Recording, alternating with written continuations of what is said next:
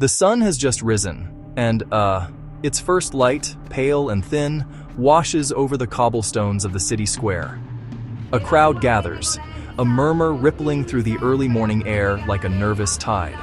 People whisper behind their hands, morbid curiosity mixing with righteous judgment.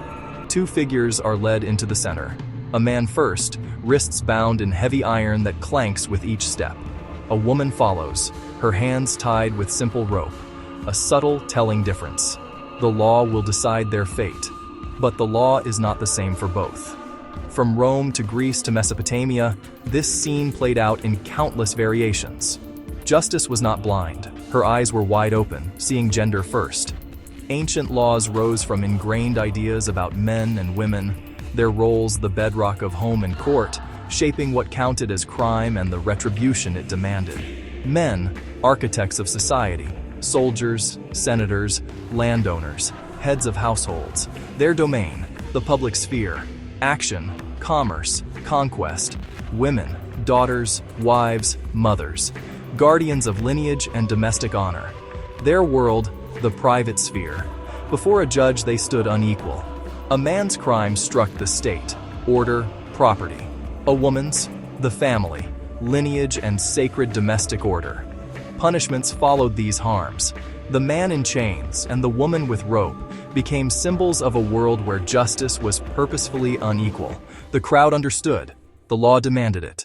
To grasp the gulf in punishment, see the pillars: power, authority, property, flowing through the male line.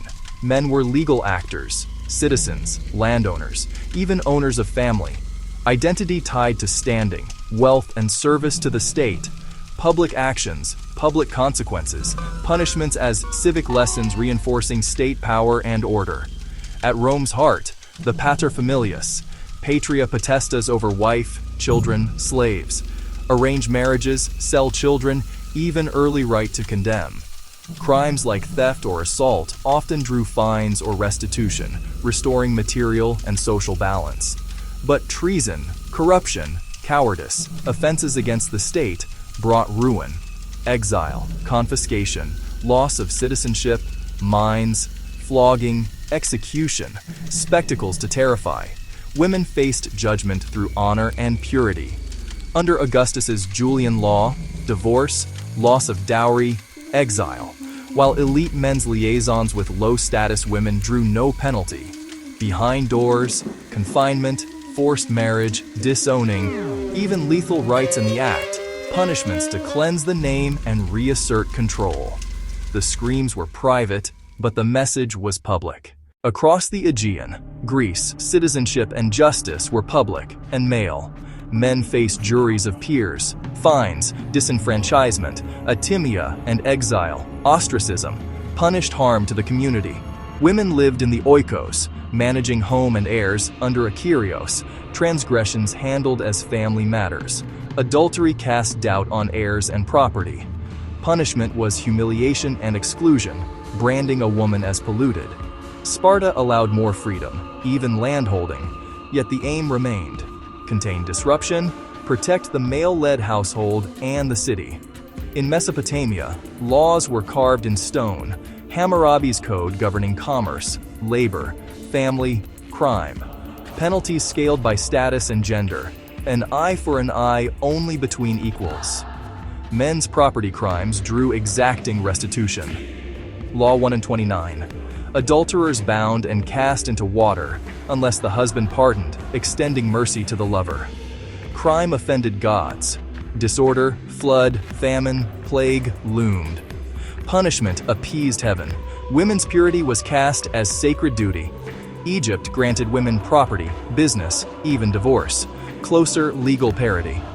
Yet social norms still tilted justice in practice. Today is May 28, 2026. Our laws proclaim universal rights and equal justice. We ended paterfamilias, abolished drowning, traded arenas for courtrooms and rehabilitation. Yet old shadows linger. Honor, shame, and roles reshaped, not erased. Women in public life still face a fiercer moral lens than many men. Honor killings, illegal yet persistent, echo the private right to punish. Unwritten codes still steer domestic burdens, and narrow opportunity. Data shows disparities. Sex work policing targets women. Some courts still grant women leniency. Paternalism in modern dress. Language betrays us. A man's status falls. A woman's very character is condemned. Our square is global, billions of voices. Law speaks equality. Culture, tradition, and bias still argue back. The past is not gone. It lives beneath our feet. As the ancient world still speaks, we must answer. Having learned the roots of unequal justice, how will we fully level the scales?